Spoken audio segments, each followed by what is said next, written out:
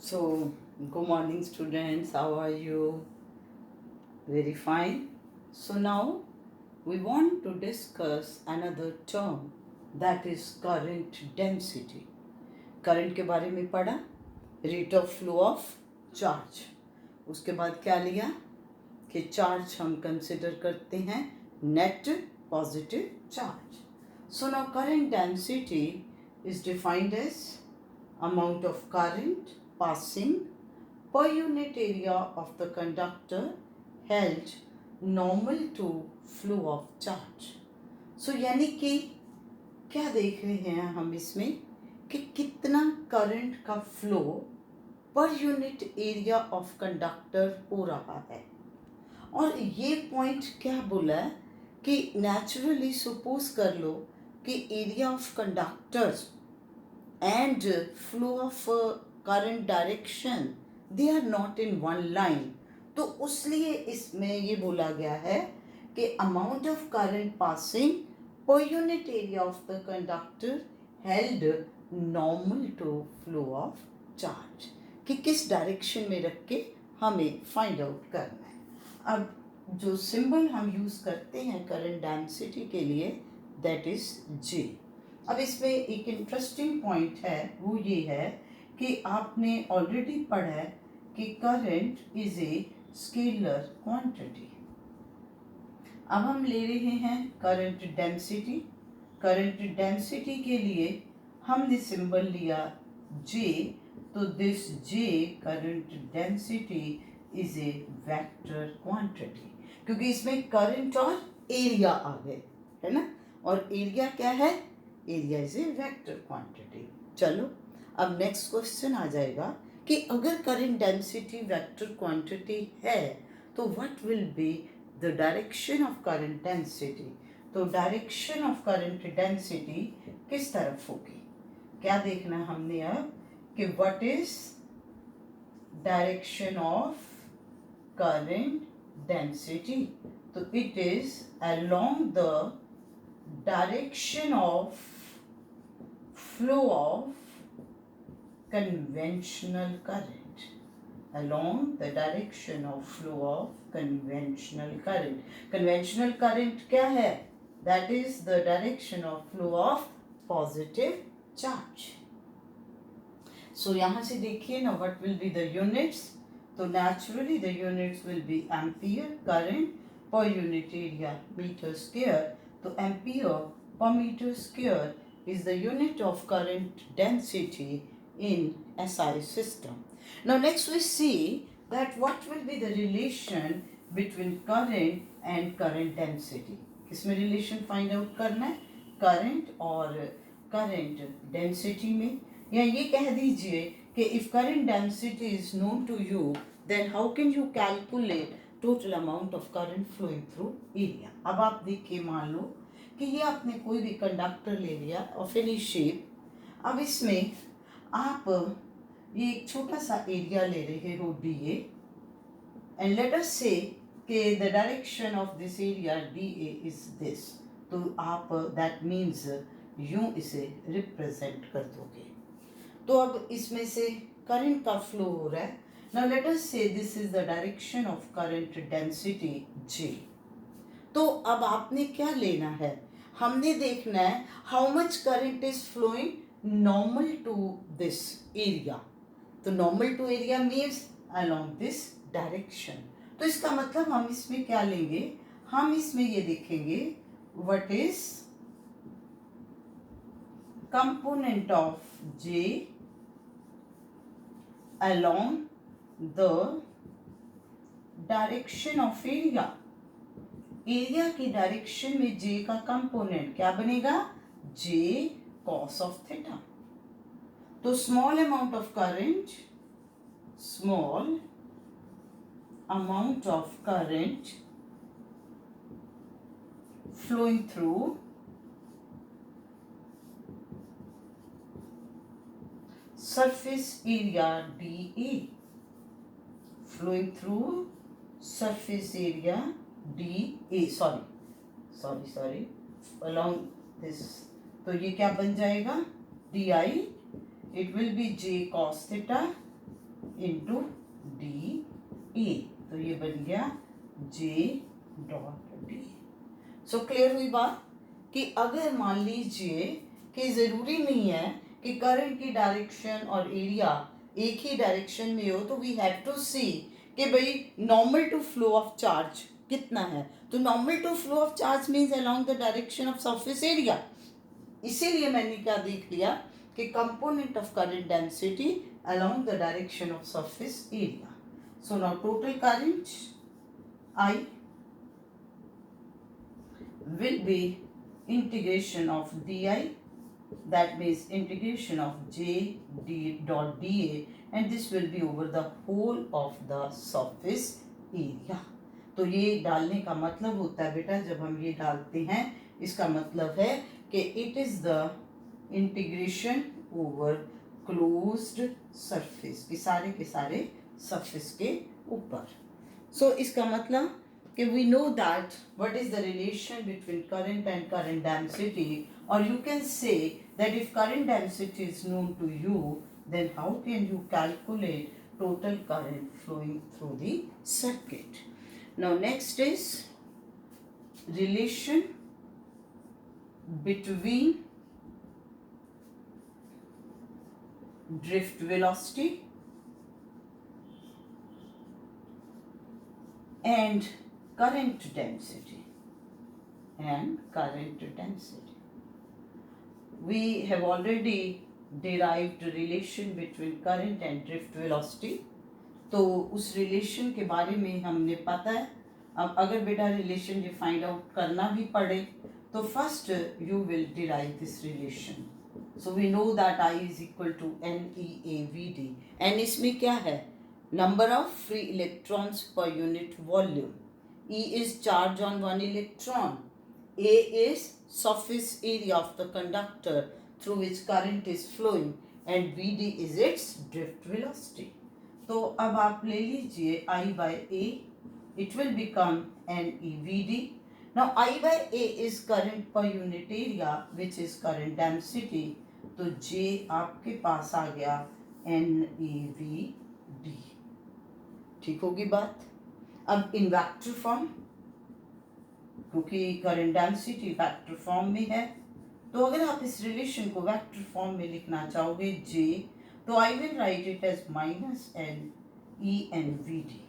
तो मैंने क्यों माइनस का साइन लगाया, क्योंकि बड़ी सीधी सी बात है कि charge on electron is minus e, और ये जो नेगेटिव साइन इसमें है ये आपको क्या बताता है, what interpretation you are getting from this negative sign? This negative sign indicates, क्या indicate कर रहा है कि current density and drift velocity are acting in opposite direction, अरे बेटा बात भी सही है।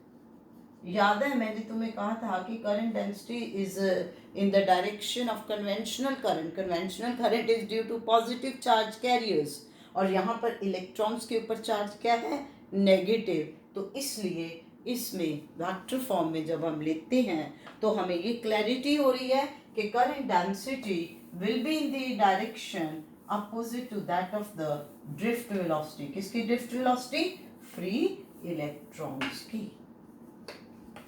Now after this we want to discuss microscopic form of Ohm's law। आपने Ohm's law पढ़ा, हमने डिटेल में इसे डिस्कस किया। तो microscopic form of Ohm's law क्या है? यू नो Ohm's law क्या है आपके पास, V is equal to IR, और you can say V by I is equal to R, where value of R is constant। तो microscopic form of Ohm's law कह दो, या आपको वो ये कहे कि you prove that J is equal to sigma E। इसमें J क्या है, करंट डेंसिटी, सिग्मा क्या है, कंडक्टिविटी, E क्या है, इलेक्ट्रिक फील्ड अप्लाइड। तो हम इसमें इस तरीके से स्टार्ट करते हैं। We are considering this conductor, ए हम इस कंडक्टर का एरिया ऑफ क्रॉस सेक्शन ले रहे हैं। इस कंडक्टर को हमने बैटरी के दो एंड्स के साथ अटैच कर दिया, तो ई इलेक्ट्रिक फील्ड है इसके अंदर which is acting from the direction positive of battery towards negative of the battery, इस तरीके से। और उसके बाद हम इसमें ये ले रहे हैं कि free electrons they are drifting in this manner towards this side. तो अब हम इसमें सबसे पहले यहाँ से स्टार्ट करते हैं कि we know that I is equal to NeAVD। अब बात आ गई कि जो इलेक्ट्रॉन्स इसके अंदर ड्रिफ्ट कर रही हैं, तो ड्रिफ्ट वेलोसिटी क्या है, हमें कोई क्रैमिंग नहीं करनी। अब हमें नहीं रिलेशन याद, हम इसमें ये देखेंगे अच्छा भी वीडी क्या है, आपके इनिशियल तो थर्मल टोटल 0 हो गई थी, इट इज़ ए टॉ। तो ए अब क्या है, E/m इंटू टॉ। ठीक है कि नहीं। ए इसमें एक्सेलरेशन है, कितने टाइम के लिए इलेक्ट्रॉन एक्सेलरेट हुआ है, टॉ टाइम के लिए, which is relaxation time, which is the time gap between the two successive collisions. तो अब ए एक्सेलरेशन क्या है, force per unit mass, force is E divided by mass that is m। Now you put value of Vd in equation number 1, तो I हमारे पास बन गया NeA E/m into टॉ। तो now what is I अब आप ध्यान से देखिए, इट विल बी Ne²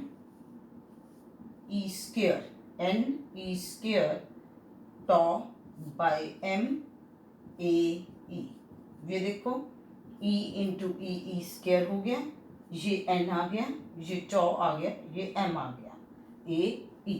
तो नाउ अगर आप I/A लोगे तो ये क्या बन जाएगा, Ne² tau by m into E। ठीक हो गया। अब आप देखिए what is I/A, current per unit area it is J, and now what is m/Ne² tau, हमने अभी रेजिस्टिविटी के बारे में पढ़ा था, तो m/Ne² tau is rho, that is resistivity. तो बेटा अगर आपके पास अब Ne² टॉ बाई m है, तो वो क्या बन गया, 1/रो। Now reciprocal of resistivity is conductivity. तो इसका मतलब कि आप इस टर्म को क्या लिख सकते हो, सिग्मा, दैट इज कंडक्टिविटी। तो इसलिए आपके पास क्या आ गया, J is equal to sigma E। J is current density, E is electric field intensity and sigma is conductivity। तो अब अगर आप इसे वेक्टर फॉर्म में लिखना चाहोगे तो ये क्या बन जाएगा, J is sigma times E, it is sigma is scalar, तो scalar multiplication of vector is a vector quantity. तो ये आपके पास था कि अगर ये कहा जाए आपको कि discuss microscopic form of Ohm's law, या how you can explain J is equal to sigma E, तो you can take it like this. Microscopic form इसको किस लिए कह दिया बेटा, क्योंकि आप इसमें देख रहे हो कि करंट डेंसिटी आप एक छोटे से छोटे एरिया के लिए कंसिडर कर सकते हो। अब इसी पे अब नेक्स्ट हमारा कॉन्सेप्ट आ जाता है, टॉपिक आ जाता है, what is the meaning of ohmic conductor.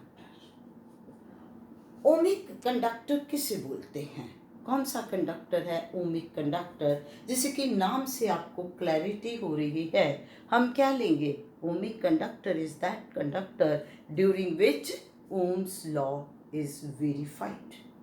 ठीक होगी बात। अब बात आ गई कि ओम्स लॉ की वेरिफिकेशन जो हम कह रहे हैं उसका क्या मीनिंग है। सपोज करिए कि हम ग्राफ प्लॉट करते हैं by taking V along x axis and I along y axis, और ये ग्राफ आपके पास स्ट्रेट लाइन ग्राफ इस तरीके से आ रहा है, पासिंग थ्रू ओरिजिन। ओरिजिन से पास होने का मतलब है कि when there is no potential difference across the two ends of conductor, then current flowing through conductor will also be zero। तो अब आप देखिए कि रेजिस्टेंस कंडक्टर की क्या आएगी। अब इस कंडक्टर की रेजिस्टेंस क्या होगी, 1 slope of V I graph. तो वी आई ग्राफ का हमने स्लोप लिया and reciprocal of the slope give you the value of resistance. ठीक होगी बात। अब ओमिक कंडक्टर का ये मीनिंग है कि resistance of conductor remains same for all values of V, यानी कि all values of V मतलब potential difference applied। कितना potential difference आप अप्लाई कर रहे हो, उन सभी वैल्यूज के लिए आपके पास रेजिस्टेंस की वैल्यू सेम है। कैसे देखते हो, अब मान लीजिए कि जब बेटा ये लाइन स्ट्रेट इस तरह से, आप इस पॉइंट पे स्लोप देखिए, ठीक है, आप इस पॉइंट पे स्लोप देखिए, इस पॉइंट पे स्लोप देखिए, slope will be the same. Slope इसमें क्या होगी, सेम होगी। तो इसका मतलब रेजिस्टेंस है reciprocal of slope, that means her point के ऊपर रेजिस्टेंस सेम है। अब यहाँ पर वोल्टेज कितनी है, यहाँ पर वोल्टेज ये रही, यहाँ पर वोल्टेज ये रही। तो इसका मीनिंग क्या हो गया कि for ohmic conductor value of resistance remains constant and for all values of voltage, and the graph VI is a straight line graph in this case। ठीक है, and the best example for ohmic conductors are metals। जितनी भी metals हैं those are ohmic conductors। अब उसके बाद आ जाता है what is the meaning of non ohmic conductor। अब नॉन ओमिक कंडक्टर क्या है, नेचुरली नॉन नहीं, सो दैट मीन्स कंडक्टर है, करंट का फ्लो है, but that conductor which does not obey Ohm's law. तो इसका मीनिंग क्या हुआ कि अगर इसमें ओम्स लॉ ओबे नहीं हो रहा तो जो वी आई ग्राफ आप लोगे that will not be a straight line, that will be the curve like this. ठीक होगी बात, स्ट्रेट लाइन नहीं है। अब इसमें देखो कि अगर ग्राफ आपका स्ट्रेट लाइन नहीं है, इस तरीके से कर्व है, अब आप इस पॉइंट पे अगर रेजिस्टेंस की वैल्यू देखना चाहते हो तो आप इस पॉइंट पे ये स्लोप, ये टेंजेंट ड्रॉ करोगे और इस टेंजेंट की जो स्लोप है वहां से आपके पास देखो बनना तो वही है कि resistance is slope by reciprocal of slope, लेकिन यहाँ पर स्लोप ये हुई। अब आप अगर ये पॉइंट लोगे तो टेंजेंट ऐसे जाएगा तो स्लोप चेंज होगी कि नहीं होगी, यहाँ पर स्लोप और होगी। सो दैट मीन्स अब जो स्लोप की वैल्यू है वो डिफरेंट वोल्टेज के लिए डिफरेंट है। इसका मतलब कि यहाँ पर जो रेजिस्टेंस की वैल्यू है that will be different for different voltages. ठीक होगी बात, क्लियर। अच्छा, अब मान लो वी आई ग्राफ इस तरीके से है, क्या इसको आप स्ट्रेट लाइन कहोगे, नहीं, ये यहां से यहां तक एक स्ट्रेट लाइन है, अरे स्लोप तो चेंज होगी। So even this is also non ohmic conductor. इसीलिए स्ट्रेट लाइन का मतलब है कि जिसकी स्लोप एक रही, अगर स्लोप चेंज हो रही है दैट मीन्स रेजिस्टेंस की वैल्यू चेंज हो रही है विद द डिफरेंट पोटेंशियल्स, तो वो कंडक्टर जो है वो किस में आएगा, नॉन ओमिक कंडक्टर। तो ये डिफरेंस याद रखना है। ये कभी भी बेटा इसमें आपको दिस इज, ये जो मैंने ऊपर बनाया है this is for the semiconductors, और ये जो है बेटा मैंने नीचे बनाया this is for electrolyte. So that means electrolyte ले लो, सेमीकंडक्टर्स ले लो, all these are non ohmic conductors. So please इस तरीके से बेटा आपने इसमें इस पॉइंट को याद रखना है कि भाई हम जब इसमें ले रहे हैं, ये नहीं कहना कि भाई जी ओम्स लॉ का मतलब है V is equal to I R relation तो ओबे होगा ही बेटा, चाहे आपका कंडक्टर ओमिक है या नॉन ओमिक है, V voltage will be equal to I into R. सिर्फ बात क्या है, ओमिक का मतलब है कि अगर V upon I is constant, समझे मेरी बात? अदरवाइज आपका जो है, अगर v अपॉन आई कांस्टेंट ना भी हो, v is equal to I relation, तो यहाँ भी वेरीफाई हो गई. So this all is about, क्या पढ़ा आज हमने? Current density, then relation of current density with drift velocity, with electric field, and then the concept of ohmic and non-ohmic conductors. So please subscribe the channel, like and share, so that my video can reach to large number of students, so that my purpose must be fulfilled. Thank you.